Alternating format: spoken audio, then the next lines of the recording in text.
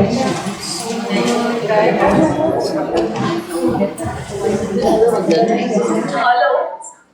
Hello, येत ना ऐकू? बऱ्याच जणांना असं वाटलं की कवितेच्या जन्माचे सोहळे म्हणजे काय, तर कविता वाचनाचा कार्यक्रम आहे का, की कसं असेल काय असेल, म्हणून सगळ्यांना उत्सुकता होती. पण ऍक्च्युली काय आहे की आपण रेडिओवर बऱ्याचदा वेगवेगळी गाणी ऐकतो वेगवेगळे कार्यक्रमात, तर ती गाणी कशी असतात की कुठल्या तरी संगीतकाराने त्यांना सूरसाज चढवलेला असतो आणि मग त्याला गायक गायिका गातात आणि मग ती गाणी प्रसिद्ध होत जातात. तर आता ही प्रसिद्ध झालेली गाणी कोणीतरी लिहिलेली असतात. तर हे कवी कोण आणि मग ह्या कवींना कशी सुचली, ह्याच्यावरती एक वेगळा कार्यक्रम ह्या चौघींना करावासा वाटला. पण उपक्रम पण खूपच छान आणि वेगळा आहे, पण तो कसा सुचला तर ते त्यांनी कुठून कात्रणं किंवा वेगवेगळ्या पुस्तकातून वाचून त्या कवींची माहिती केलं, त्याच्यावरती लिखाण केलं. अच्छा, चौघीने मिळून, आणि त्याच मग ती गाणी कशी सुचली, मग ती गाणी का आणि कशी गायली गेली, आणि मग शेवटी त्या गाऊनही दाखवतील आपल्याला ती गाणी.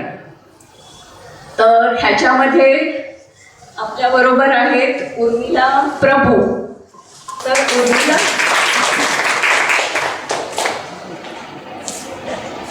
उर्मिला प्रभू ह्या खरं म्हणजे MTNL मधनं रिटायर झाल्या आणि मग सेवानिवृत्ती झाल्यानंतर काय करायचं, मग वेगवेगळ्या सामाजिक कार्यक्रमात विलेपार्ल्यात तर विपुल म्हणजे भरपूर प्रकारचे कार्यक्रम होत असतात आणि भरपूर संस्थाही आहेत ज्या आपल्याकडे अंधेरीमध्ये त्याचा अभाव आहे आणि त्याच्याशी निगडीत ह्या सगळ्या जणी आहेत.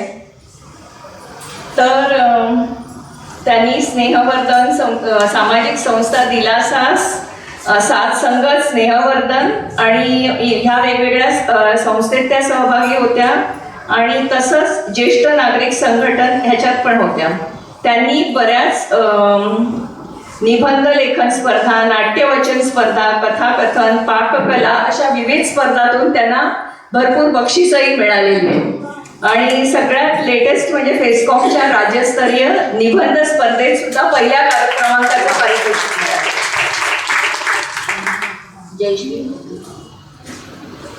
जयश्री तांबोळी ह्या BSc B.Ed असून त्या पार्ले टिळकच्या शाळेमध्ये कार्यरत होत्या. आम्ही मध्ये रजनी विलणकरांना इथे बोलवलं, त्याही तुमच्या शाळेत शिक्षिका म्हणून 28 वर्षे होत्या. त्या विज्ञान शाखेच्या मुलांना मार्गदर्शन शिकवत होत्या. तसंच त्यांनी आकाशवाणीवरही वेगवेगळे कार्यक्रम केलेले आहेत. आणि दिलासा या पार्ल्यातील ज्येष्ठ नागरिक संघाच्या त्या सभासद झाल्या. निरनिराळ्या कार्यक्रमात भाग घेणे, प्रवास करणे, पुस्तके वाचणे असे वेगवेगळे त्यांचे छंद आहेत.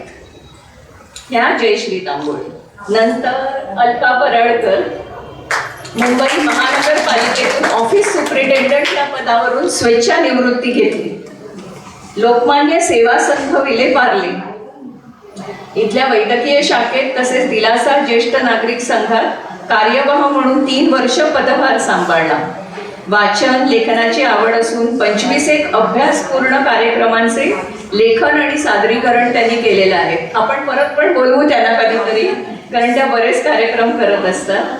नाट्य, अभिनय, कथाकथन, निबंध लेखन ह्यात बरीच बक्षिसं त्यांना मिळाली आहेत आणि राज्यस्तरीय नाट्य स्पर्धेत 3 वेळा उत्कृष्ट अभिनेत्री म्हणून पण पारितोषिक त्यांना मिळाले. आणि निलिमा मुळगावकर ह्या पश्चिम रेल्वेमध्ये होत्या. आमच्याकडे पण एक पश्चिम रेल्वेची GM आहे, आली नाही येईल. आणि पश्चिम रेल्वेतून सेवानिवृत्त झाल्यावर संगीताची मूळचीच आवड त्यांना होती, म्हणून श्रीधर फडके यांच्याकडे त्या गाण्या शिकल्या. श्रीधर फडकेंना काही कार्यक्रमातही त्यांनी साथ दिली आणि बरेच कार्यक्रम पण केले. आणि विकास खाटोलेकर यांच्याकडे सध्या त्या गायनाचे शिक्षण घेत आहेत. तर अशा ह्या चौकींचा एक आगळा वेगळा कार्यक्रम आपल्याला नक्कीच आवडेल. बघूया.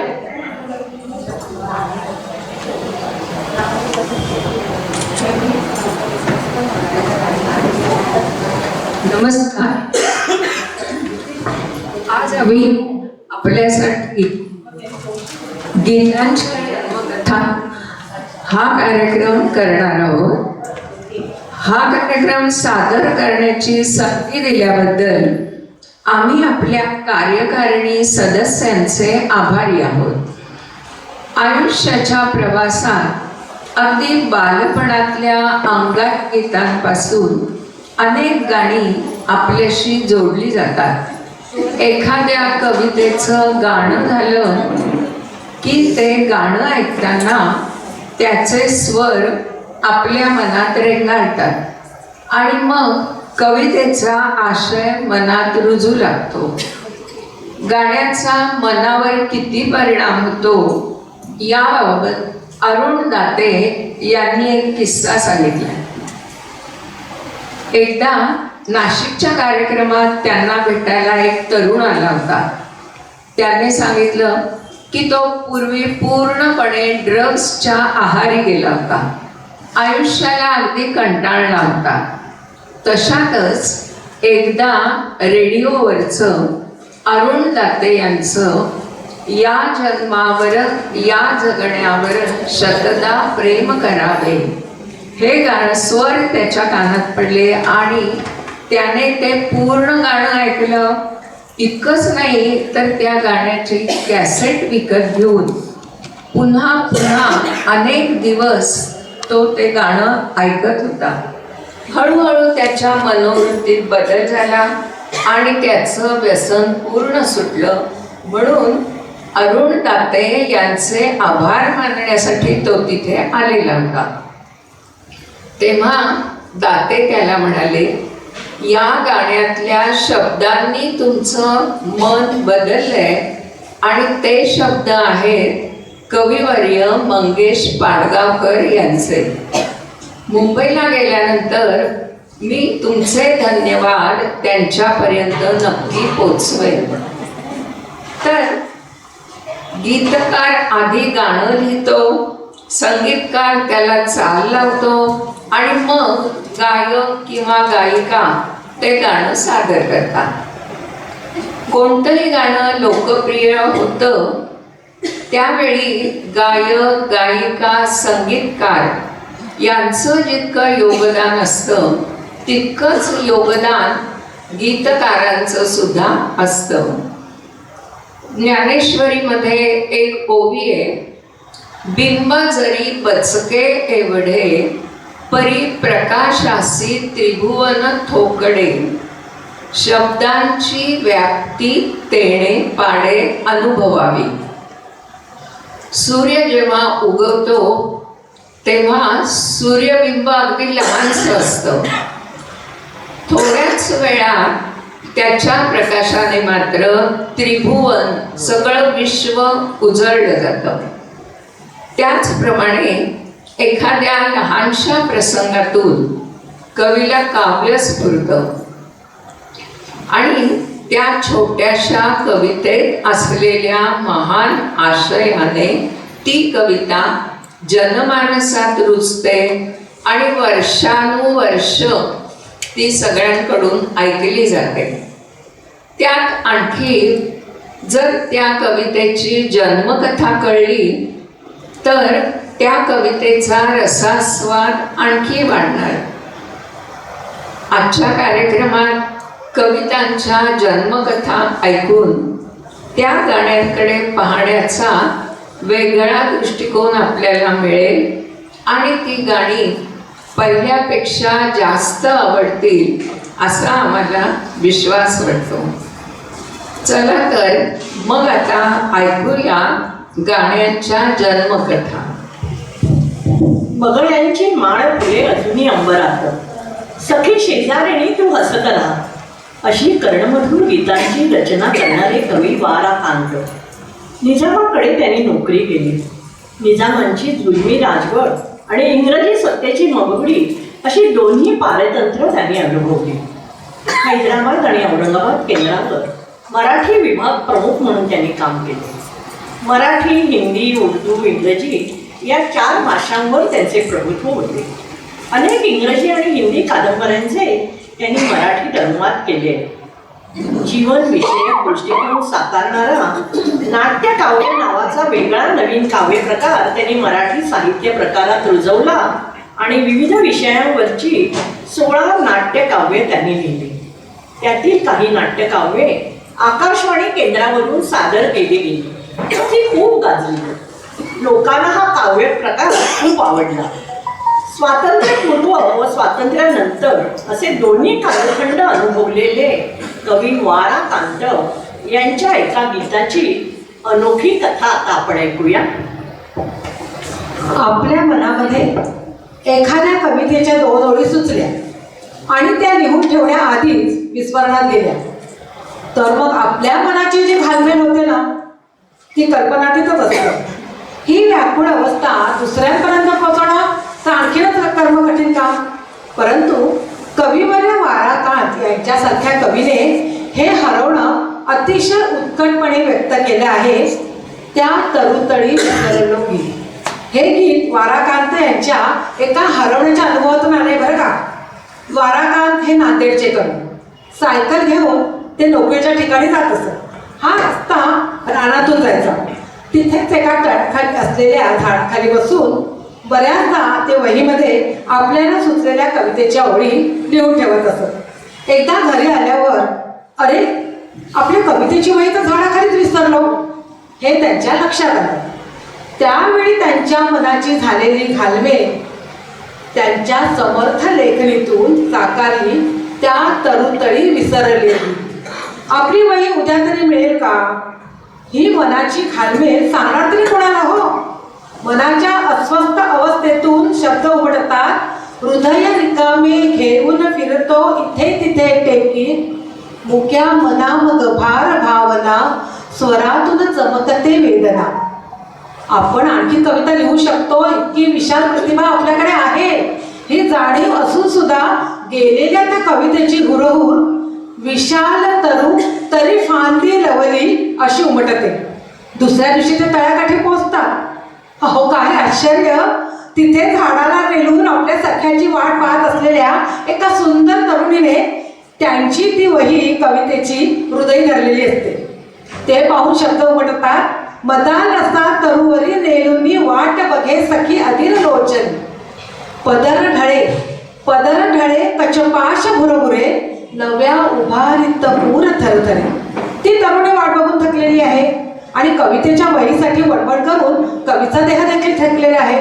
दोघेही थकलेले, अवस्था एकच आहे, पण मानसिक परिस्थिती मात्र वेगळी आहे. हृदयातली आकांक्षा विरोधी आहे. वा.रा. कांत सहज सुंदर शब्दात लिहून जातात. उभी उभी ती तरुतळी शिरली, भ्रमली मम तनु थकली गळली, एक गीत परिचरण विखुरले, द्विधा हृदय संगीत. जेव्हा मी हे गीत ऐकत असे ना, तेव्हा मला असं वाटायचं की हे प्रेयसीच्या अपुऱ्या राहिलेल्या भेटीची व्याकुळ आठवण आहे. बहुतेक तुम्हाला पण सगळ्यांना तसंच वाटत असेल. पण ती हरवलेल्या बाईची गोष्ट आहे मला जेव्हा कळलं, तेव्हा त्या कवितेतील शब्द मनाच्या अधिकच अस्वस्थ करून गेले.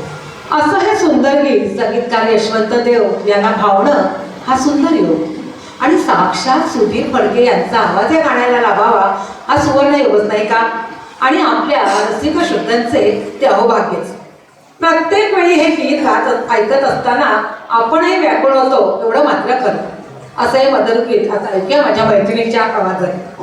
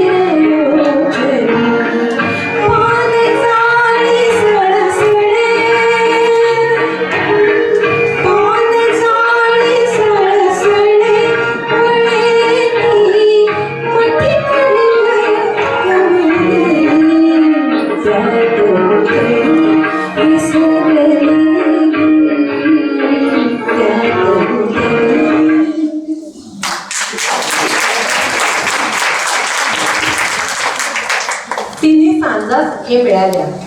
नववधू प्रिया मी बावर, तुझ्या गळा माझ्या गळा अशी प्रसिद्ध गीते लिहिणारे कवी भारा तांबे. बेताची आर्थिक परिस्थिती असल्यामुळे ते उच्च शिक्षण घेऊ शकले नाही, पण आपल्या प्रगल्भ प्रतिमेच्या जोरावर ते ग्वाल्हेर संस्थानाचे राज्यकवी मात्र झाले. त्यांना संगीताबरोबर सुराचंही उपजतच ज्ञान होतं. संगीताचं शास्त्रोक्त शिक्षण न घेताही त्यांना गाण्यातले राग ओळखता येत. त्यांनी त्यांच्या अनेक कवितांवर त्या कोणत्या रागात गायल्या जाव्यात या विषयाच्या सूचना देऊन ठेवलेल्या आहेत. त्यामुळे पु ल देशपांडे गमतीने म्हणत असत, कविवर्य भारा तांबे यांच्या कविता चाल घेऊनच जन्माला येतात. त्यांच्या एका सहसुंदर गाण्याची जन्मकथा आपण आता ऐकूया. भारा तांबे यांनी आपल्याला अगदी भारावून टाकणारी प्रेमगीतं, बालगीतं लिहिली. तसंच जीवनाचं तत्वज्ञान सांगणारी काही गीतं त्यांनी लिहिली. त्यांची एक प्रसिद्ध कविता अगदी वेगळ्याच परिस्थितीत जन्माला आली. त्याचं असं झालं, उतार वयात तांब्यांना असं वाटत होतं आपलं शरीर आता थकलंय, आपल्या काव्य प्रतिभेचा उजेड कमी झालाय, त्या काव्य प्रतिभेला उतरती कळा लागली. पण त्यांचे चाहते आणि रसिक वाचक यांना मात्र वाटत होतं की त्यांनी अजून कविता लिहाव्या. एका प्रकाशकाने त्यांना कविता पाठवण्याची पुन्हा पुन्हा विनंती केली. कवितेसाठी सारखी विचारणा होऊ लागली. तेव्हा तांब्यांनी त्या पत्राला एक काव्यमय उत्तर दिलं. मधु मागसी माझ्या सख्या घरी, मधु घटचे रिकामे पडते. या कवितेतून ते सांगतात, हे माझ्या सख्या मित्रा, तू माझ्याकडे कविता रूपी मधाची मागणी करतोयस, पण माझ्याकडचा मधुघट आता आटला आहे आणि तुला द्यायला माझ्याकडे मध शिल्लक नाही. आजवरी कमळाच्या द्रोणी, मधु पाजेला तुला भरोनी.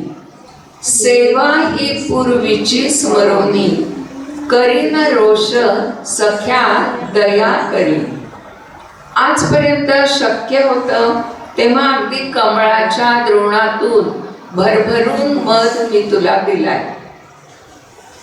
हा पूर्वी दिलेला काव्यरूपी मध, तो आनंद तू आठव आणि माझ्यावर दया कर. कृपा करून माझ्यावर राबवू नकोस. देवाच्या पूजेसाठी आपण एक लहानशी नैवेद्याची वाटी वेगळी राखून ठेवलेली असते, तशी एक लहानशी वाटी फक्त माझ्याकडे आता शिल्लक आहे. कवितेच्या बागेत मी पुष्कळ फुलझाडं लावली होती, सुवासिक फुलांची बाग फुलवली होती. ती सगळी फुलं मी वाहून टाकली आणि आता अंगणाच्या कुंपणालगत फक्त एक कोरांटीचं झाड शिल्लक आहे. या झाडाची काही फार निगा राखावी लागत नाही. त्याचं फूल सुद्धा काटेरी असतं, लहानसं असतं, पण तरीही त्या फुलाच्या बुंद्याशी थोडासा मध असतो. तर तेवढी फक्त कोरांटी आता माझ्या बागेमध्ये शिल्लक आहे. ती देवपूजेसाठी मी ठेवली आहे. आतापर्यंत जीवनातल्या सर्व रसांवर, तरुणाईवर, वृक्ष, झरे, निसर्ग यावर मी अगदी भरभरून कविता केल्या आहेत. काव्यरूपी मध वाटून टाकलाय, पण आता मात्र फुलातला मध पिळून काढण्या इतकी सुद्धा ताकद माझ्यात नाही. म्हणून ते म्हणतात, मधु पिळण्या परी बळ न करी. आयुष्याची संध्याकाळ झाली आहे. संध्याछायांची भीती वाटते. दृष्टी पहिलं तीराला लागली आहे.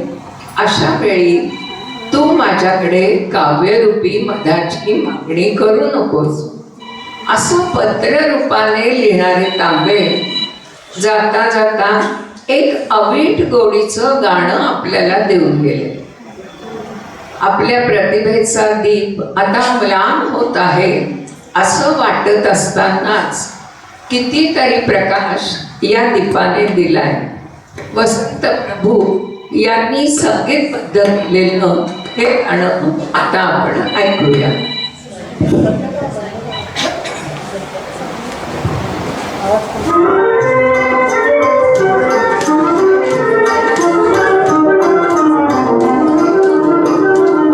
मधुमागशी माझ्या सख्या परी मधुघटची रिकामे पडती घरी. मधुमागशी माझ्या सख्या परी आजवरी कमळाच्या डोळी मधुपाजिला तुला भरोणी. आजवरी कमळाच्या डोळी मधुपाजिला तुला भरोणी. सेवाई पूर्वीची स्मरोणी, सेवाई पूर्वीची स्मरोणी. करीन रोष सख्या गया करी मधुमागशी माझ्या सख्या परी. ढळला रे ढळला दिन सखया संध्या छाया बिंबविती हृदया.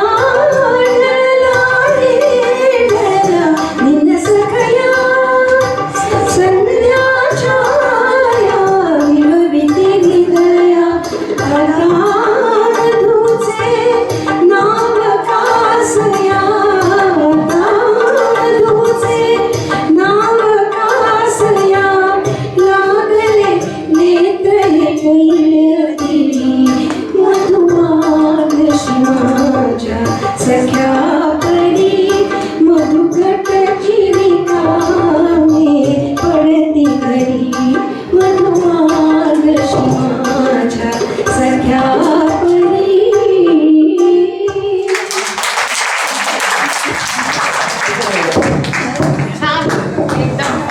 एक स्टँड ठेवला तरुण तरुणी दोनच घेतोय जन्मकथा ऐकायची ना आपल्याला. कोटी कोटी रूपे तुझी कोटी सूर्य चंद्र तारे. जीवनात ही घडी अशीच राहू दे. अशी गोड गीत लिहिणारे आणि संगीतबद्ध करणारे कवी, गायक आणि संगीतकार अशा तिन्ही भूमिका करणारे यशवंत देव. वडिलांचा संगीत साधनेचा वारसा त्यांनी समर्थपणे पुढे नेला. आकाशवाणीवरचा त्यांचा भावसरगम हा कार्यक्रम चांगलाच गाजला होता. शब्दप्रधान गायकीचे उद्गाते अशी त्यांची प्रतिमा निर्माण झाली. त्यांनी अनेक संगीत विषयक कार्यशाळा घेतल्या. शब्दांच्या प्रेमात असणाऱ्या यशवंत देवांनी अनेक उत्तम गाणी लिहिली. त्यांचे कविता संग्रह प्रसिद्ध आहेत. कधी बहर कधी शिशिर या नावाने त्यांनी आत्मचरित्रही लिहिलंय. आकाशवाणीनंतर दूरदर्शन, ध्वनिफिती, अल्बम अशा नवनवीन आधुनिक माध्यमात ते अगदी सहजगत्या वावरले. काळानुरूप बदलत गेले. आध्यात्मिक वृत्तीच्या यशवंत देवांनी आचार्य रजनीश यांच्या लेखनाचा सुरेख भावानुवादही केलाय. शेवटपर्यंत प्रसन्न, हसतमुख आणि कृतिशील असणाऱ्या या सदाबहार कवीच्या एका सुरेल गीताची जन्मकथा आता ऐकूया. या गाण्याचे संगीतकार प्रभाकर जोग आहेत, तर शब्द आहेत यशवंत देव यांचे आणि गायक आहेत बाबूजी म्हणजे सुधीर फडके. एखाद्या दिवशी काही कारणाने आपला मूड नसतो, आपल्याला उदास वाटत असतं आणि अचानक मोगऱ्याचा वास दरवळतो. आवडीची कॉफी कोणी आपल्याला आणून देतं, आपला मूड क्षणात पालटतो. हा भावनांचा प्रवास या गाण्यात फार छान गुंफला आहे. निर्जीव उसासे वाऱ्यांचे, आकाश फिकटल्या ताऱ्यांचे, पहिल्या कडव्यात थकलेल्या निसर्गाचे वर्णन आहे. विरहार्थ मनाचे स्मित सरले, गालावर आसू ओघळले. तर दुसऱ्या कडव्यात माणसांच्या मनाला किती उदास वाटतं याचं वर्णन. आणि तिसऱ्या कडव्यात एखाद्या गोष्टीने ते मन कसं पालटू शकतं, कसं ते मनाला फुंकर घालतं हे सांगत आहे. एकदा प्रभाकर जो कोर्टमधून दादरला येत होते. अचानक सुरावट डोक्यात आली. स्वतःचीच गुणगुणत बसच्या तिकिटाच्या मागील बाजूस त्यांनी नोटेशन लिहिली. घरी आल्यावर पेटी घेऊन ती म्हणून पाहिली. तिचे शब्द लिहिले तर छान गाणं तयार होईल असं त्यांना वाटलं व त्याकरता त्यांच्या डोळ्यासमोर यशवंत देवांचं नाव आलं. ते उत्तम संगीतकार होते, तसेच चांगले कवी पण. म्हणून स्वरावली ऐकवण्यासाठी ते त्यांच्या घरी गेले. तेव्हा समजलं त्यांची मुंबई आकाशवाणीवरून नागपूर आकाशवाणीला बदली झाली. काय करावं ते विचार करू लागले. एक गमतीशीर विचार त्यांच्या मनात आला. इंग्लंड लेटर घेतलं, त्यावर त्यांनी स्वतःची स्वरावली लिहिली. एखाद्या व्यक्तीचा एकाकीपणासारखा भाव प्रकट होईल अशी कविता ह्या चालीवर लिहून पाठवावी असं विनंती वजा पत्र नागपूरला त्यांनी देवांकडे पाठवून दिलं. आणि काय आश्चर्य, 8 दिवसांनी नागपूरहून देवाने त्या चालीवर शब्द लिहून पाठवले. स्वर आले गुरुनी. खरं तर 3 संगीतकार वेगवेगळ्या भूमिकेत एकत्र येऊन एक गाणं करतात. एक संगीतकार गाण्याची सुरावट रचतो, त्या संगीत रचनेचे सूर नोटेशनच्या रूपाने, तर दुसरा संगीतकाराला पोस्टकार्डवर लिहून पाठवतो. दुसरा संगीतकार गीतकाराच्या भूमिकेत शिरून त्या पत्ररूपाने आलेल्या सुरावटीवर फार सुंदर शब्द लिहितो आणि मग ते गाणं तिसरा संगीतकार गायकाचा सदरा घालून गातो. प्रतिभेच्या या त्रिधारा एकत्र येऊन जो गीतरूपी प्रयोग झाला ती ही सुप्रसिद्ध कविता. प्रभाकर जोगांचं सुमधुर संगीत असलेलं हे गीत आपण आता ऐकूया.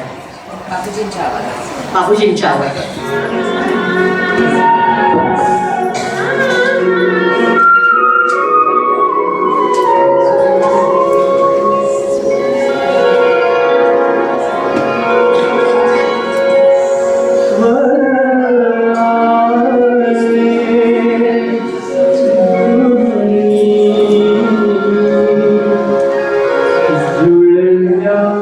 सगळ्या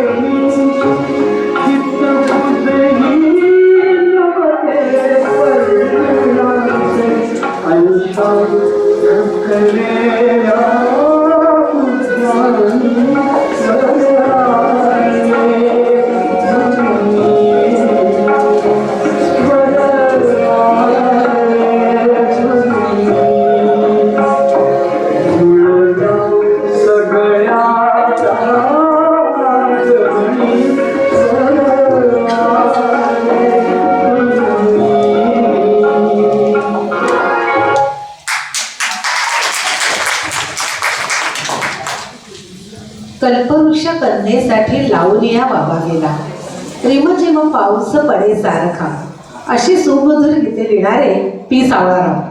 त्यांचं मूळ नाव निवृत्तीरावजी पाटील. त्यांच्या पी सावळाराव या टोपण नावाची कथा मात्र मजेदार आहे हा. माधवराव ज्युनियर त्यांचे शिक्षक होते. त्यांच्या सहवासात त्या कवीची काव्यप्रतिभा फुलली. पुढे संगीतकार वसंत प्रभू यांच्याशी मैत्री झाल्यावर त्यांच्या प्रोत्साहनाने संगीतकार एजंट्री कंपनी त्यांची 2 गाणी देखील प्रसिद्ध झाली. त्याच सुमारास आकाशवाणी केंद्रावर निवृत्ती पाटील नावाचे एक प्रसिद्ध बासरी वाजत होते. म्हणून यांनी आपलं नाव बदलायचं ठरवलं. त्यावेळेचे विधानसभेचे अध्यक्ष वि स पागे हे त्यांचे मित्र होते. हना आपटे यांच्या उषःकाल कादंबरीतील सावळ्या हे पात्र पागेंना फार आवडायचं, म्हणून ते आपल्या कविमित्राला सावळ्या या नावाने हाक मारायचे. मग पाटीलचा पी आणि सावळ्याचा सावळाराव असे नवीन नामकरण झालं आणि ते प्रसिद्ध देखील झालं. साध्या सोप्या काव्यरचनेमुळे कुसुमाग्रजांनी त्यांना जनकवी ही उपाधी बहाल केली होती. त्यांनी चित्रपट कथा देखील लिहिल्या. मंगेश पाडगावकर एकदा म्हणाले होते, एखाद्या नाजूक फांदीवर लहानसा पक्षी अगदी हळुवारपणे येऊन बसावा ना, तशी या कवीच्या मनात कविता अलगद येऊन बसते. किती सुंदर ना. अशा या हळुवार कवीच्या एका तितक्याच भावनोत्कट गाण्याची जन्मकथा आपण आता ऐकूया. एका रेल्वे स्टेशनवर घडलेली ही गोष्ट. मुंबईकडे निघण्यासाठी गाडी समोर येऊन थांबली. डब्यात प्रवासी चढू लागले. तिथे हिरवा चुडा घातलेली बावरलेली एक नवपरिणीत वधू सासरी जाण्यासाठी आली आहे. तिला सोबत नेण्यासाठी तिचा दीर आलाय. आपली लाडकी मुलगी सासरी निघाली आहे म्हणून तिला निरोप देण्यासाठी तिची आई सुद्धा तिथेच आहे. माहेरच्या माणसांना सोडून जाताना मुलगी अगदी व्यथित झाली. ती सारखी रडते, आपले डोळे पुसते. खरं तर मुलीबरोबर आई सुद्धा गलबलली आहे. पण लेकीला धीर देण्यासाठी ती प्रेमळ शब्दात सांगते, जा मुली, तुझं लग्न करून तुला त्या घरात दिलंय, तिथे तू आता सुखात राहा. ती स्वतः आपलं मन आवरते आणि लेकीला तिच्या नव्या आयुष्याची आठवणही करून देते. हे सर्व एक कवी मनाचा माणूस अगदी जवळून पाहत असतो. त्या आईच्या व्यथेशी तो एकरूप होतो. आता हा कवी आईच्या भूमिकेत शिरतो आणि जणू सर्व आयांचं मनोगत कागदावर लिहितो. गंगा यमुना डोळ्यात उभ्या का, जा मुली जा दिल्या घरी तू सुखी राहा. आईच्या मनाची भावनिर्भर अवस्था जाणणारा हा संवेदनशील कवी म्हणजेच पी सावळाराव. कवितेतली आई पुढे म्हणते, मला सोडून जाताना तू कडकडून मिठी मारलीस ना, तेव्हा पायात छुमछुम वाळे घालणारी बालपणीची तू मला आठवलीस. हृदयाच्या कोंदणात जपून ठेवलेल्या सगळ्या आठवणी जाग्या झाल्या आणि माझे डोळे गहिवरले. तुला सासरी नेण्यासाठी तुझे धाकटे दीर आले, त्यांना उशीर होतोय. या पदराने तुझे ओले डोळे पुस, तुझी साडी सावर आणि आता त्यांच्याबरोबर तू जा.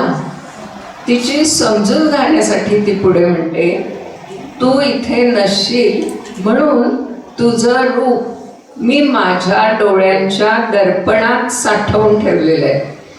आता तू थोडा मोठ्या घरची सून झाली आहेस, पण तुझ्या या आईला मात्र तू विसरू नकोस. लेकीची पाठवणी करणारी ही आई सगळ्या मराठी मनात तेव्हा खूप भावली.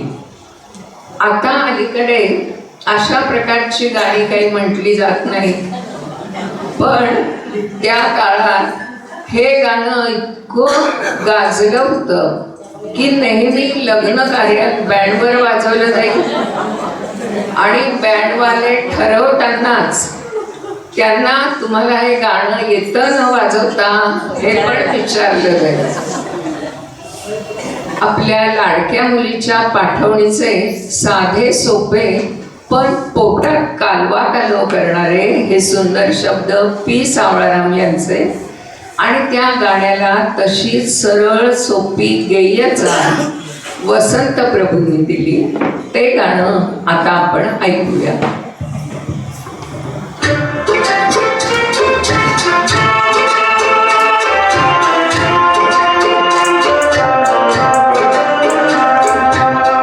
गंगा जमुना डोळ्यात उभ्या का, गंगा जमुना डोळ्यात उभ्या का, जाऊनी जा तिच्या घरी तू सुखी राहा.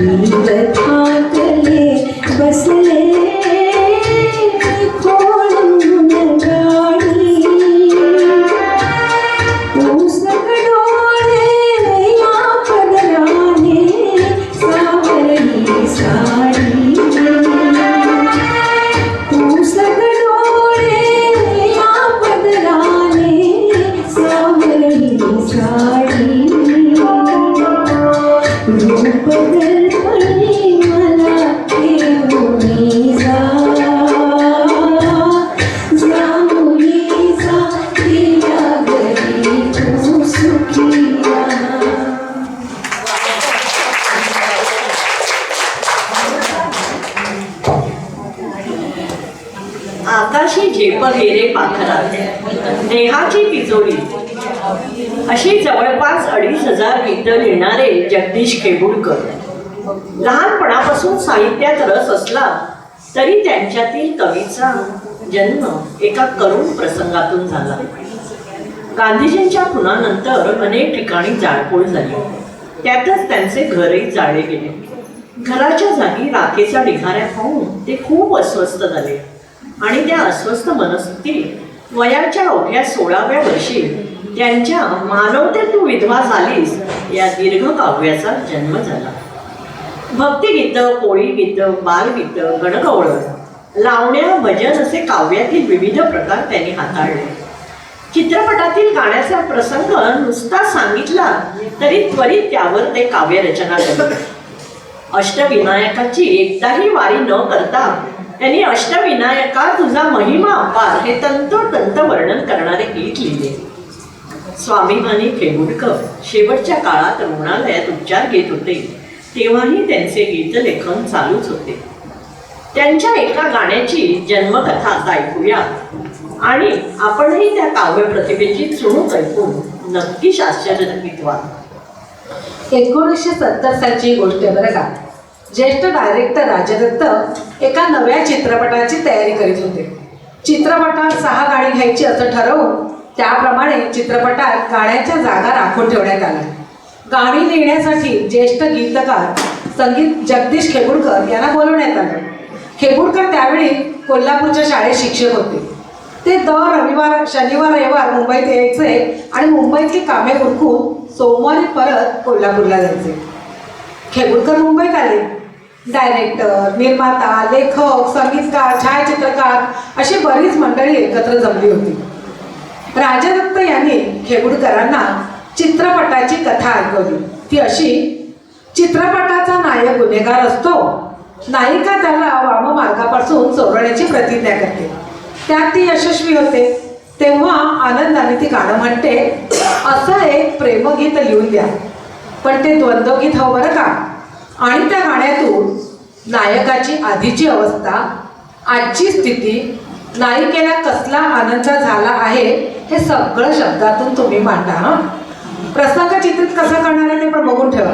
प्रसंग चित्रित करताना पडद्यावर आधी बांगड्या घातलेला नायिकेचा हात, मग दुसऱ्या बाजूने नायकाचा हात, मग ते दोघं हातात हात घुमतायत, मग कॅमेरा तिथून पायावर, मग चेहऱ्यावर, ते हातात हात घालून चालताना पळत असताना गाणं म्हणतात असा प्रसंग आहे बरं का. खेबुडकर मनातल्या मनात म्हणाले, कशाला नायक नायिका नको त्या वेळेला हातात हात घालून पळत सुटतात. हे दोघे पळताना गाणं म्हणणार आणि मला मात्र एका जागी बसून हे गाणं लिहायचं. प्रत्यक्षात खेबुडकर म्हणाले, ठीक आहे, लिहितो मी गाणं. त्यावर राजदत्त म्हणाले, अहो थांबा, तुम्ही असंच गाणं लिहायचं नाही, आमच्याकडे गाण्याची चाल तयार आहे, ती चाल ऐका आणि त्या चालीवरती गाणं लिहा. मग सुधीर फडके यांनी चाल ऐकवली आणि पुढे त्यांना सांगितलं, गाण्यातील पहिल्या ओळीतला पहिला शब्द 2 अक्षराचा, दुसरा शब्द 3 अक्षराचा, तिसरा शब्द परत 2 अक्षराचा आणि चौथा शब्द पुन्हा 3 अक्षराचा निवडा. तर दुसऱ्या ओळीत पहिला शब्द 4 अक्षराचा, दुसरा शब्द 2 अक्षराचा, ह्याप्रमाणे संपूर्ण गाण्यातील अक्षराची संख्या सांगून ते म्हणाले, प्रेमळ काव्यात्मक लिहा. तेवढ्यात कॅमेरामॅन पुढे आले आणि म्हणाले, गाणं निसर्गरम्य वातावरणात चित्रित होणार आहे बरं का.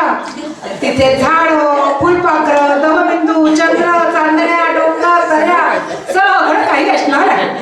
ते शब्दरूपाने तुमच्या गाण्यात येऊ दे.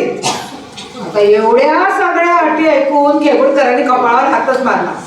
तेवढ्यात राजदत्त त्यांच्या कानात म्हणाले, खेबुडकर, गाणं असं लिहा की ऐकणारा अगदी धुंद झाला पाहिजे. धुंद हे शब्द खेबुडकरांनी ऐकले आणि त्यांच्या लेखणीतून अजरामर असे गीत लिहिले गेले, जे सुधीर फडके यांनी संगीतबद्ध केलं आहे. आशा भोसले आणि सुधीर फडके यांनी ते गायले. धाकटी बहीण या चित्रपटात हे गीत अरुण सरनाईक आणि अनुपमा यांवर चित्रित केलं गेलं आहे. आठवते का कोणतं गाणं ते? छान रसिक प्रेक्षक आम्हाला मिळालेले आहेत. तर धुंदी कळ्यांना, धुंदी फुलांना, शब्दरूप आले मुक्या वावयांना.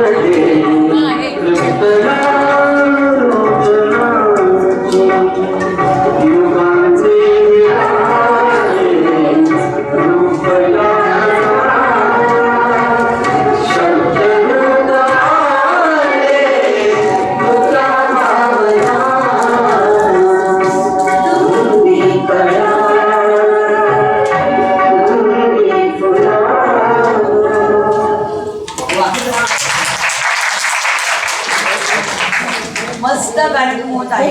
खूप सुंदर वेळा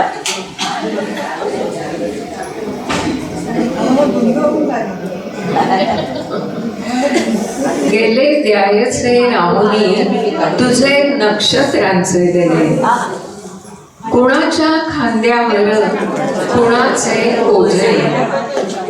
अशी अजरामर भावगीत लिहिणारे आरती प्रभू, त्यांना अवघं 46 वर्षांचं आयुष्य लाभलं.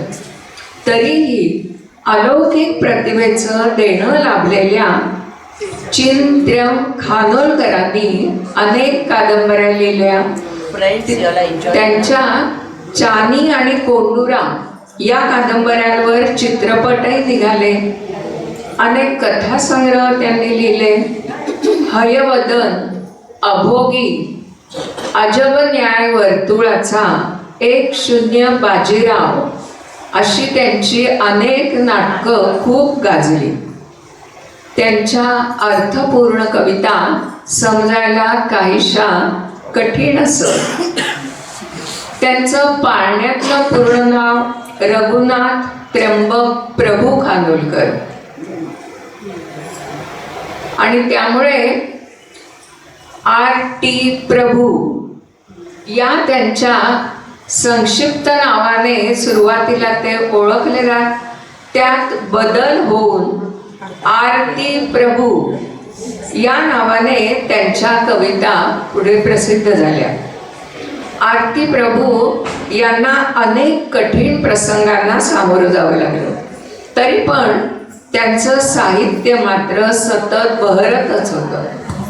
मधु मंगेश कर्णिकांनी त्यांच्याबद्दल म्हटलंय, मराठी साहित्याच्या बगीच्यात आपल्या कवितेच्या हळुवार पाकळ्यांची अथांग पखरण करून हा व्रतस्थ योगी आलो इथे रिकामा बहरून जात आहे असं म्हणत सुगंधी कवितांच्या परड्या मागे ठेवून गेलाय. त्यांच्या एका आशयघन कवितेची जन्मकथा आता आपण ऐकूया. आरती प्रभूंचे शब्द, पंडित हृदयनाथ मंगेशकर यांचे ओघवते संगीत आणि आशाताईंचे सोज्वळ स्वर. असं हे गाणं ऐकताना आपलं मन कुठल्या तरी दूर वाटेवर निघून जातं. प्रथम हे गाणं ऐकताना मला ते पावसाचेच वाटले, पण पु ल देशपांडे यांच्या पत्नी सुनीताबाई यांनी या कवितेमागची कवीच्या मनातील स्थिती कशी होती ते सांगितले आणि मग मला उलगडा झाला. अरे ही कविता पावसावरची नाहीच आहे. खानोलकर 20 वर्षाचे असताना त्यांचे वडील वारले. आईबरोबर कुडाळ येथे वीणा गेस्ट हाऊस लॉजिंग बोर्डिंग त्यांनी सुरू केलं होतं. तिथे खानोलकर गल्ल्यावर बसायचे. गल्ला तो काय असणार हो, कुणीतरी पैसे द्यायचे, 2-4 लोक द्यायची, 2-4 लोक बुडवून जायची. तेव्हा खानोलकर काहीतरी लिहित बसायचे. इथे येणाऱ्या मंडळींना उत्सुकता होती, काय बरं खानोलकर लिहित असावे. तिथे बसून ते कविता करत. मौज मासिकांच्या अंकात त्यांची एक कविता प्रकाशित झाली आणि ते बघून ते अगदी बावरून गेले होते. पण हळूहळू त्यांच्या कवितांना खूप प्रसिद्धी मिळू लागली आणि मग त्यावेळेस आपण कोणी अद्वितीय आहोत असे वाटून या अहंकाराचा वारा मनाला स्पर्श करून तर जाणार नाही ना, आणि या अहंकाराने आपली प्रतिभा कोमेजून तर जाणार नाही ना, ही भीती खानोलकरांना वाटली. व त्यावेळी त्यांनी परमेश्वराची भागलेली ही करुणा आहे. ये रे घना न्हाऊ घाल माझ्या मना, परमेश्वरा धाव आणि माझ्या मनाला शांत कर, माझ्या मनाचे सांत्वन कर. फुले माझी अळू माळू वारा बघे चुरगळू, माझ्या प्रतिमेची सुकुमार फुले अहंकाराचा वारा चुरगळू पाहत आहे. खरोखरच त्यांच्या कविता ह्या अतिशय तरल अशाच आहेत. त्यांच्या गाण्याबद्दल एक रंजक किस्सा हृदयनाथ मंगेशकर यांनी सांगितलाय, तो आता ऐका. ये रे घना या कवितेला चाल बसवायची होती. या गीताने माझ्या मनात एक वेगळे भावविश्व निर्माण केलं. प्रतिमातून विश्व निर्माण करण्याचे आरतीचे सामर्थ्य मात्र अफाट. पण हे गीत अपुरं. त्यांना आणि काही कडवी हवी होती. त्यांनी आरती प्रभूंना सांगितलं, आरती हे गीत अपुरं आहे, वाढवून द्या. मला नाही जमणार, तेवढंच तुम्हाला घ्यावं लागेल. आणखी निदान 2 तरी कडवी हवी आहे. त्यावर आरती तडजोड करण्यास तयार नव्हती. हृदयनाथाने त्यांना विचारले, शांताबाईंकडून करून घेऊ का? त्याही तेवढ्याच ताकदीच्या आणि समर्थ आहेत. तात्काळ आरतीने परवानगी दिली. हो हो, त्या करू शकतील, पण मला नाही जमणार. हृदयनाथाने शांताबाईंना विनंती केली. एका स्फुलिंगाला तेजाचा पिसारा लावायचा होता. फार कठीण होतं, पण शांताबाईने तेवढ्या सामर्थ्याने ते आव्हान पेललं. त्यांनी बसल्या बैठकीत पुढची 4-5 कडवी तयार करून लिहून दिली. त्यावर आरती प्रभूंनी पसंतीची पावतीही देऊन टाकली. हृदयनाथ ती कडवी गुणगुणू लागले. पण तेवढ्यात काय झालं कुणास ठाऊक. खानोलकर एकदम उठले, हृदयनाथांकडून कागद मागून घेतला आणि शांताबाईने लिहिलेल्या कडव्याच्या मार्जिनमध्येच त्यांनी ओळी लिहून टाकल्या. टाकून या घरदार नाचणार नाचणार, नको नको म्हणताना मनभोर भरलाना, ये रे घना ये रे घना. नको नको किती म्हणू वाजणार दूर वेणू, बोलावितो सोसाट्याचा वारा मला रसपाना, ये रे घना. घ्या ही रचना. त्याने कागद पुढे सरकावला. जिवंत काव्य आमच्या पुढे साकार झालं.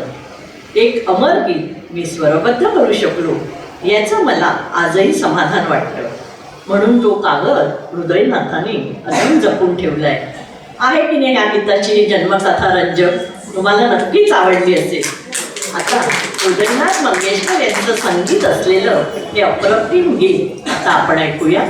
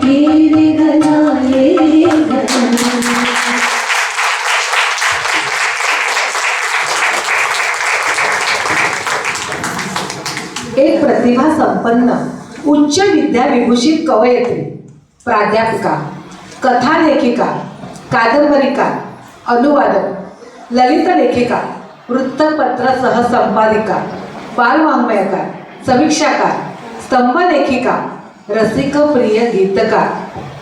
कोण माहिती आहे का? ठसठसीत कुंकू, डोक्यावर पदर घेतलेल्या साध्या मराठमोळ्या चेहऱ्याची जराशी ठेंगणी गुटगुटीत मूर्ती, आजीचा असावा असा प्रेमळ हो. छान. शांताबाई शेळके. शांताबाई शेळके म्हणजे विद्वत्ता, व्यासंग आणि साधेपणा ह्याचं अगदी अप्रतिम मिश्रण. 1996 साली त्यांना गदिमाल गीतलेखन पुरस्कार मिळाला, नंतर सुरसिंगार पुरस्कार, नंतर केंद्र सरकारचा उत्कृष्ट चित्रपटगीत पुरस्कार, साहित्यातील योगदानाबद्दल यशवंतराव चव्हाण प्रतिष्ठान पुरस्कार देखील मिळाला.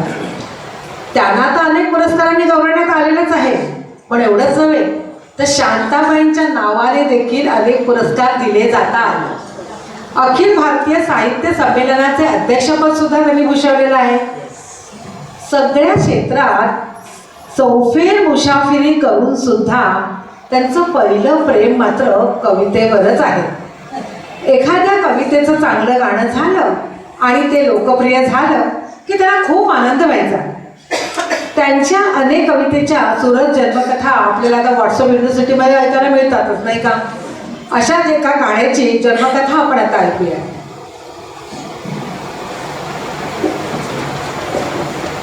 उत्तुंग प्रतिभेची दैवी देणगी लाभलेल्या शांताबाईंच्या भक्तिगीतातून सात्विक भाव व्यक्त होतो. लावण्यांमधून शृंगारी उन्मादकता दिसते आणि काही कवितांमधून जीवनाचं तत्वज्ञान आढळतं. काटा होते कुणाला ही त्यांची जीवनावर भाष्य करणारी कविता. या कवितेच्या निर्मितीचा किस्सा असा सांगितला जातो, जितेंद्र अभिषेकींना पाहिजे तसं गाणं काही तयार होत नव्हतं. शांताबाई थोड्याशा वैतागल्याच. त्यांनी अभिषेकींना विचारलं, तुम्हाला नक्की काय हवंय? तेव्हा त्यांनी एक शेर ऐकवला. आप कांटों की बात करते हैं, हमने फूलों से जख्म खाए हैं. आप गैरों की बात करते हैं, हमने अपनों से भी जख्म खाए हैं. तो शेर ऐकताच शांताबाईंच्या लेखणीतून शब्द उमटले. काटा रुते कुणाला, आक्रंदतात कोणी, मज फूल ही रुतावे, हा दैव योग आहे. आपल्या आयुष्यात सगळ्याच गोष्टी काही मनासारख्या घडलेल्या नसतात. वर पाहता काही गोष्टी लहानशाच असतात, पण त्यांनी मनाला खोलवर जखम केलेली असते. ज्यांना आपलं मानलंय तेच कुठेतरी आपल्या बोलण्यातून किंवा वागणुकीतून आपल्याला दुखवून जातात. हृदयातल्या सगळ्याच वेदना काही शब्दात व्यक्त करता येत नाही. आतल्या आत त्या सोसाव्या लागतात आणि मग त्या वेदनांचा दाह होतो. काही करू पाहतो, रुजतो अनर्थ तेथे, माझे अबोलणेही विपरीत होत आहे. या ओळी काहीशा स्त्री वेदनेच्या प्रतीक आहेत. अगदी सुशिक्षित आणि उच्चभ्रू स्त्रिया सुद्धा काही वेळा या अनुभवातून जातात. गोष्ट जमून येण्यासाठी काही करायला जावं तर उलट अनर्थच घडतो आणि मग अबोला सुरू होतो. मनातला सल प्रकट करणं त्रासदायक असतं. हा स्नेह, वंचना की काहीच आकळेना, आयुष्य ओघळोनी मी रिक्त हस्त आहे.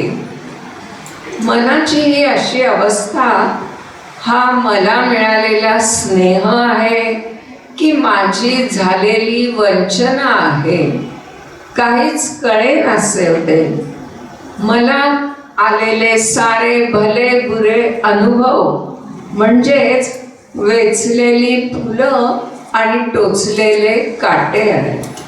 सर्व काही जसं आहे तसं मी स्वीकारलंय.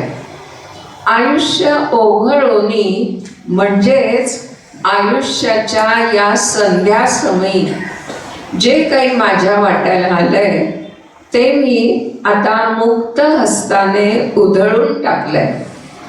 आता मी पूर्ण रिक्त होऊन मुक्त झाले आहे. सर्व भावनांचा कल्लोळ संपून केवळ नीरव शांतता उरली आहे. अशा या भावपूर्ण कवितेला सुंदर चाल लावून अभिषेकी बुवांनी विलक्षण उंचीवर नेऊन ठेवलंय. ते गाणं आता आपण त्यांच्याच स्वरात ऐकूया.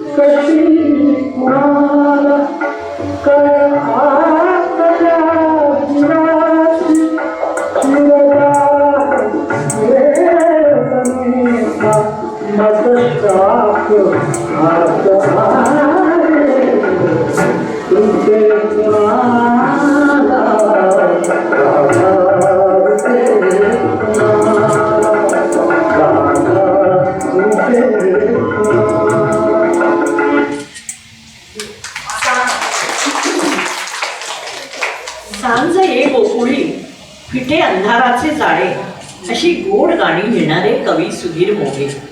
अभिनेते श्रीकांत मोघे यांचे भाऊ, पण यांचा पिंड कवीचा. ते उत्तम चित्रकार होते. त्यांच्या चित्राची प्रदर्शनही भरली होती. त्याचबरोबर चित्रपटाचे गीत लेखन, पटकथा, संवाद लेखन, संगीत दिग्दर्शन या माध्यमातून रंगभूमी, आकाशवाणी, दूरदर्शन, चित्रपट क्षेत्र असा त्यांचा सर्वत्र संचार होता. 50हून अधिक चित्रपटांची त्यांनी गाणी लिहिली. 6 कविता संग्रही प्रसिद्ध झाली. त्यांच्या लेखांची देखील पुस्तके प्रकाशित झाली आहेत. अनेक मराठी व हिंदी मालिकांना सुद्धा त्यांनी संगीत दिग्दर्शन केले आहे, बाजू सांभाळली. सर्वोत्तम गीतकार म्हणून त्यांना 4 वेळा महाराष्ट्र राज्य पुरस्कार मिळाला. लता मंगेशकर यांच्या हस्ते दीनानाथ मंगेशकर प्रतिष्ठानचा शांता शेळके हा मानाचा पुरस्कारही त्यांना मिळाला होता. मुक्ता या चित्रपटाचे दिग्दर्शन करून ते दिग्दर्शनाच्या क्षेत्रात पाऊल ठेवणार होते, पण त्याच्या आधीच पुण्यात त्यांचं निधन झालं. त्यांच्या एका आर्त गाण्याची आपल्या कल्पनेपेक्षा वेगळीच अशी जन्मकथा आता आपण ऐकूया. गीतकार सुधीर मोघे यांना एका चित्रपटात गीत लिहिण्यासाठी बोलवण्यात आलं. प्रसंगानुरूप गीत लिहिण्यास ते बसले खरे, पण मनासारखं गीत काही तयार होईना. गीताची आराधना करत असतानाच सुधीर मोघे यांनी कवितेला सखी असं संबोधलं आहे. त्यामुळे झालं काय की प्रसंगानुरूप लिहायचं गीत राहिलं बाजूलाच, एका दुसऱ्यात नितांत सुंदर अशा अजरामर काव्याचा जन्म मात्र झाला. सखी मंद झाल्या तारका आता तरी येशील का.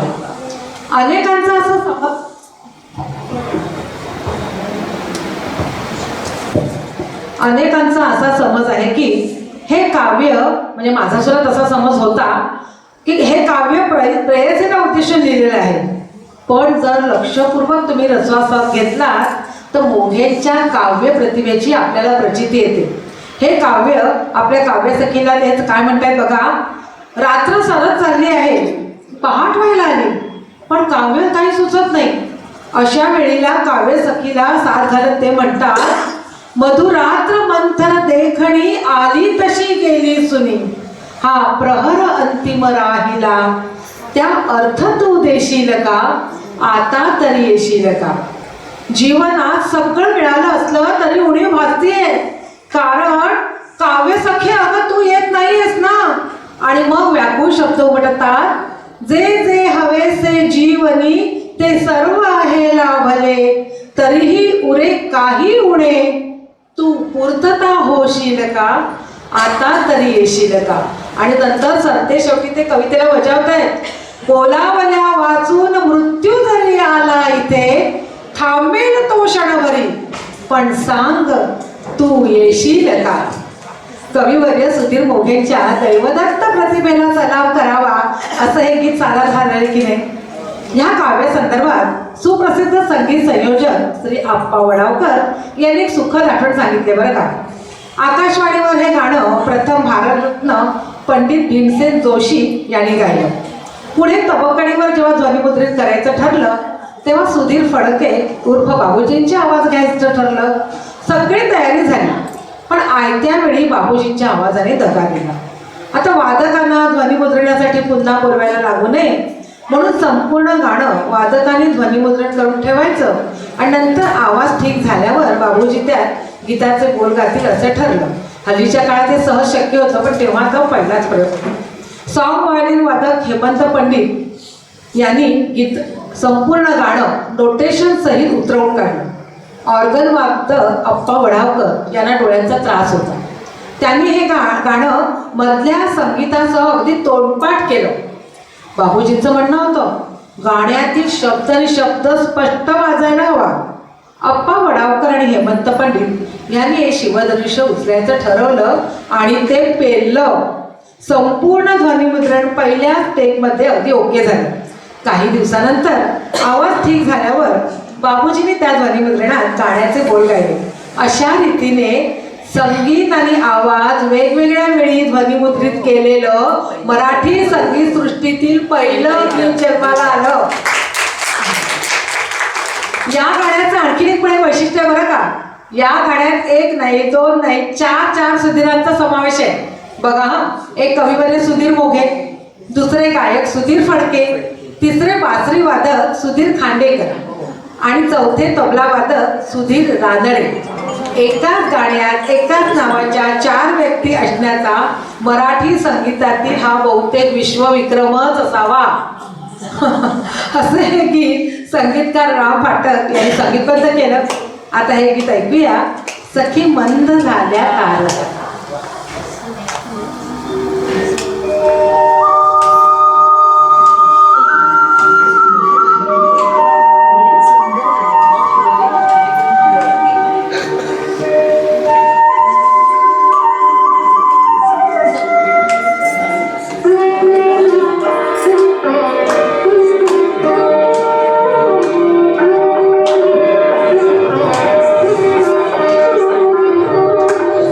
But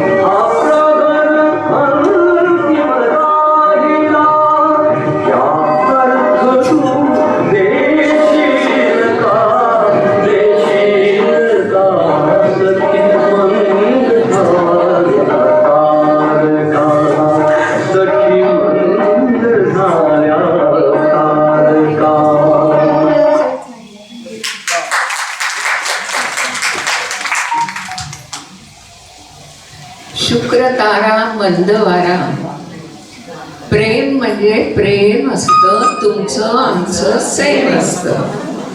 अशा सदाबहार कविता मंगेश पाडगावकरांनी लिहिल्या. समाजातल्या विसंगतीवर प्रहार करणाऱ्या राजकीय आशयाच्या कवितांबरोबरच बालगीतं, प्रेमगीतं, गझल अशा प्रत्येक काव्य प्रकारात त्यांच्या प्रतिभेने मुक्त संचार केलाय. त्यांचे अनेक कविता संग्रह प्रसिद्ध झाले. वादळ या नावाने एक नाटकही त्यांनी लिहिलंय. पद्मभूषण पुरस्काराने त्यांना सन्मानित करण्यात आलं. तसंच महाराष्ट्र भूषण, कबीर पुरस्कार हे त्यांना मिळाले. वसंत बापर, विंदा करंदीकर आणि मंगेश पाडगावकर या तिघांनी काव्य वाचनाचे अनेक कार्यक्रम केले.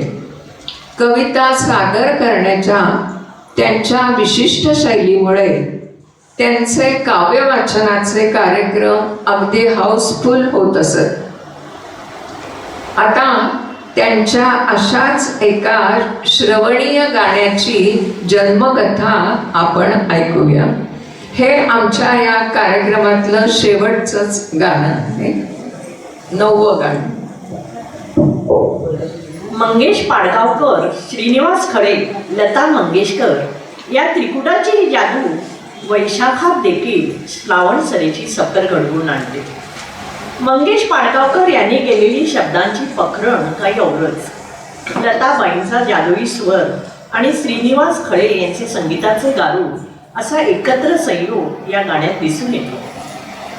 श्रावण महिना असा लढिवाळ आहे की मातीच्या गंधाने सारे वातावरण गंधित करून टाकतो व कवी मनाला कविता करायला उद्युक्त करतो. डोंगर दऱ्यातील जीवन, निसर्ग व त्यामधील मानवाचं अचूक नातं याचे सुंदर चित्रण रेखाटले. पाचूच्या हिरव्या माहेरी उन हळदीचे आले या ओळीतून पाडगावकरांच्या शब्दात असलेली चित्रमयता प्रकट होऊन निसर्गाचा सुंदर दैवी साक्षात्कार आपणास घडतो. हे गाणं ऐकल्यावर तुम्हालाही वाटलं असेल की हे गाणं कोकणातल्या निसर्गरम्य वातावरणात केतकीच्या वनात ह्या गीताचा जन्म झाला असावा. पण तो मुळात सायन ते विटी या लोकल प्रवासात झाला. हे खरं वाटतं का तुम्हाला? पण तसंच आहे. खळे साहेब आणि पाडगावकर त्यावेळी मुंबई आकाशवाणीवर नोकरी करत होते. चांगलाच उन्हाळा होता. घामाच्या धारा वाहत असताना पाडगावकरांनी खळेंना सांगितलं, आता तुम्ही पाडगावकरांनी खळे साहेबांना चिटोऱ्यावर काही ओळी लिहून दिल्या. खळे साहेबांनी तो कागद पाडगावकरांकडे परत दिला आणि म्हणाले, तुम्हीच वाचून दाखवा हो पाडगावकर. पाडगावकरांनी त्यांच्या खास शैलीत त्या ओळी खळे साहेबांना ऐकवल्या. असे 2-3 वेळा खळे साहेबांनी कविवर्य मंगेश पाडगावकरांकडूनच ती कविता ऐकली. विटी स्थानकावर उतरताना खळे पाडगावकरांना म्हणाले, चला तुमच्या गीताचा मुखडा तयार झाला. कुणाला या गोष्टीची कमाल वाटते की जे गाणं नुसतं ऐकलं की रसिकाला श्रावण सरीमध्ये चिंब भिजण्याचा अनुभव मिळतो, ते गाणं ग्रीष्माचा दाह आपल्या परमोच्च बिंदूवर असताना लोकल ट्रेनच्या गर्दीत माणसांच्या कोलाहलात कसं काय या पाडगावकरांना सुचलं असेल? घामांच्या धारामधूनही पाडगावकरांना श्रावणधारांचे गीत सुचलं यात काही नवलच नाही. खळे साहेबांच्या संगीत शैलीचा हे गीत म्हणजे वस्तुपाठ आहे. श्रावणाच्या ऊन पावसाप्रमाणे आरोही अवरोही सुरांचा खेळही या गाण्यात अव्याहत सुरू राहतो. पण या गाण्याला दिव्यत्वाचा स्पर्श झाला आहे ते लता मंगेशकर यांच्या आवाजामुळे.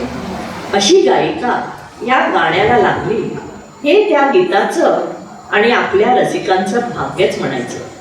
चला तर मग आता आपण या गीताचा आस्वाद घेऊया.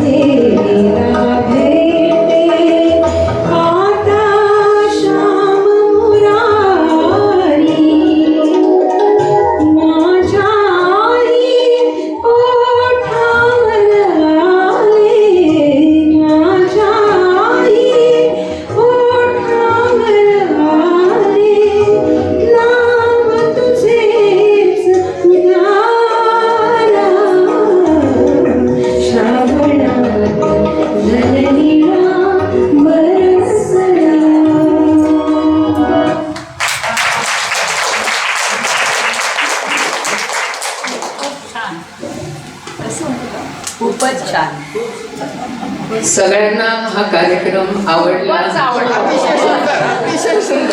आणि याचं एक महत्वाचं कारण म्हणजे आपण सुद्धा अगदी लहानपणी तरुणपणी ही गाणी ऐकलेली आहेत, वारंवार ऐकलेली आणि आपल्या आवडीची होती, आपल्या भिनलेली आहेत ही गाणी.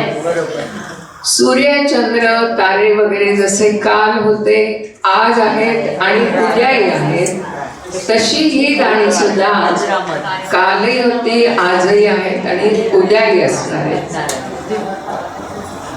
या जन्मकथा सांगण्याची आपण संधी दिली त्याबद्दल आपले धन्यवाद. आणि काही वेळा आम्ही ज्येष्ठ नागरिक संघांमध्ये हा कार्यक्रम सादर करतो, त्यावेळी त्यामधले काही जेंट्स गायक ते सुद्धा आमच्या बरोबर इथे गायला येतात आणि साथही देतात आणि त्यामुळे आम्ही ते रेकॉर्डेड आता लावलेली होती ती. बरोबर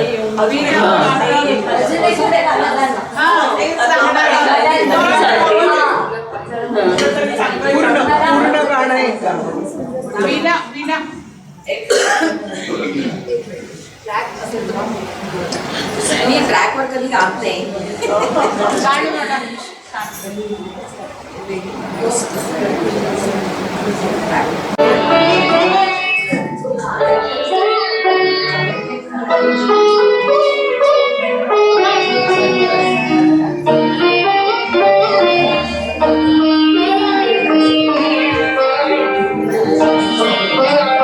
आमच्या सरांचंच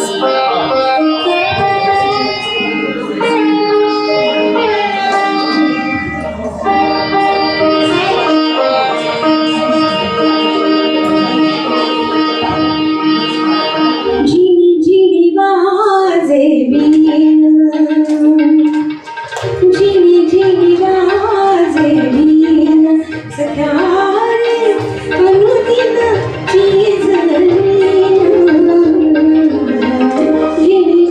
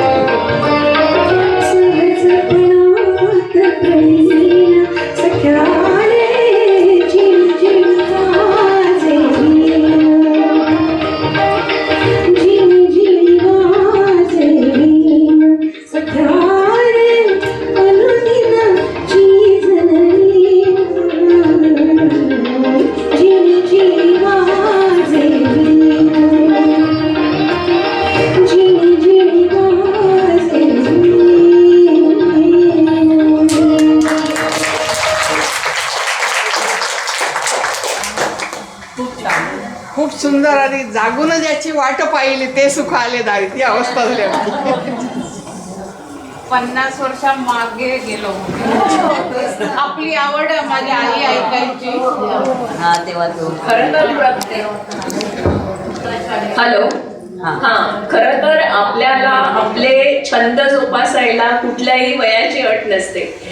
सगळ्या विविध क्षेत्रात कार्यरत असलेल्या ह्या सर्व भगिनींनी मिळून एकत्र येऊन सगळ्या विविध म्हणजे वेगवेगळ्या ठिकाणी ह्या कार्यक्रम सादर करून मला वाटते प्रत्येकाची मन तृप्त केलेली आहे.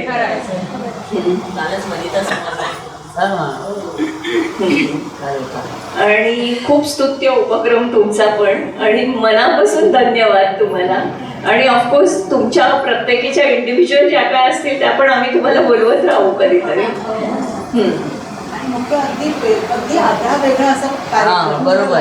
तुमच्या आयुष्यामध्ये आम्ही पहिल्यांदा. म्हणजे आपण गाणी ऐकून मोठे झालो, पण त्याचा हा जन्म ऐकला नव्हता. आता गाणी ऐकायला तुम्हाला छान वाटते, खूप सुंदर वाटतं. यायला बोलायचं. काव्य वाचन म्हणजे नुसतं काव्य वाचन नाही, काव्य वाचन नव्हतंच. आणि तो सगळीकडे पसरला.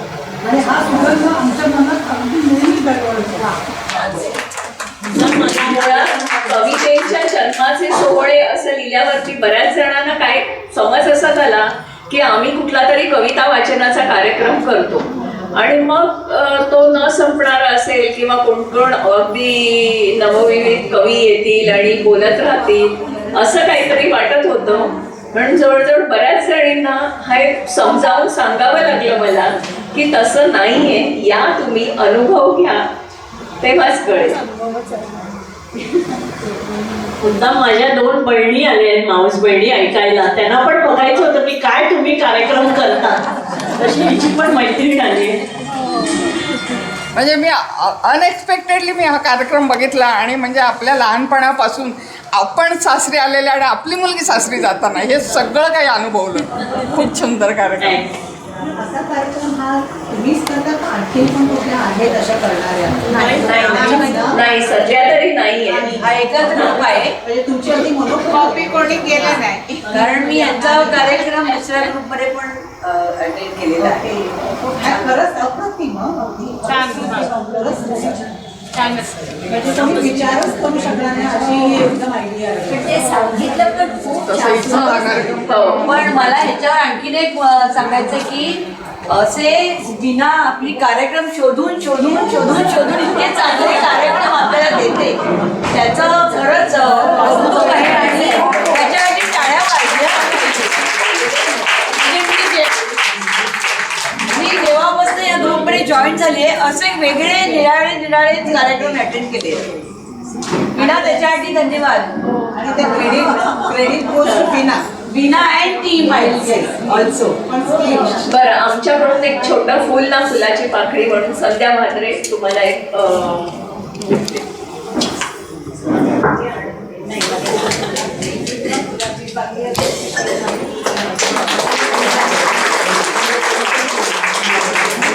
काय याचा पण कार्यक्रम करतो ना कथाकथनाचा सुवर्ण सराव सर सुवर्ण